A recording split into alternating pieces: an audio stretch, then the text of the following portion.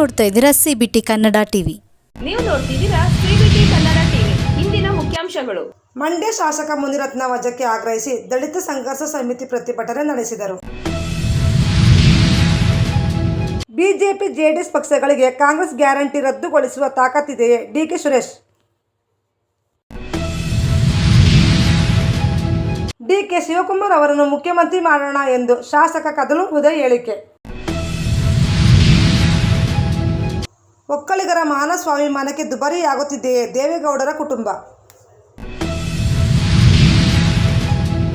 ಮಂಡ್ಯದಲ್ಲಿ ಅತ್ಯಂತ ಯಶಸ್ವಿ ಕನ್ನಡ ನುಡಿ ಜಾತ್ರೆ ನಡೆಯಲಿದೆ, ಮಹೇಶ್ ಜೋಶಿ ಅಭಿಪ್ರಾಯಪಟ್ಟರು. ಕೃಷಿ ಉತ್ಪಾದನೆ ಹೆಚ್ಚಿಸುವಲ್ಲಿ ಆ್ಯಪ್ಗಳು ಪರಿಣಾಮಕಾರಿಯಾಗಿ ನೆರವಾಗಲಿವೆ, ಚೆಲುವರಾಯಸ್ವಾಮಿ ತಿಳಿಸಿದರು.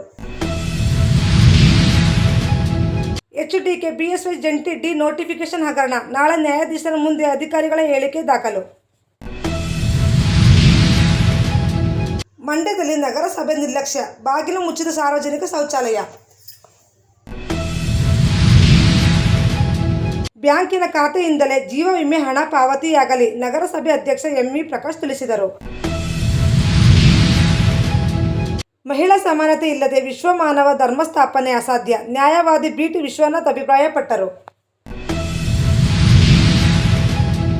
ಬಿಜೆಪಿ ಕಾರ್ಯಕರ್ತೆ ಮೇಲೆ ಮುನಿರತ್ನ ಅತ್ಯಾಚಾರ ಪ್ರಕರಣ ದಾಖಲು. ಹೃದಯಘಾತ, ಗುತ್ತಿಗೆದಾರರ ಸಂಘದ ಅಧ್ಯಕ್ಷ ಕೆಂಪಣ್ಣ ನಿಧನ.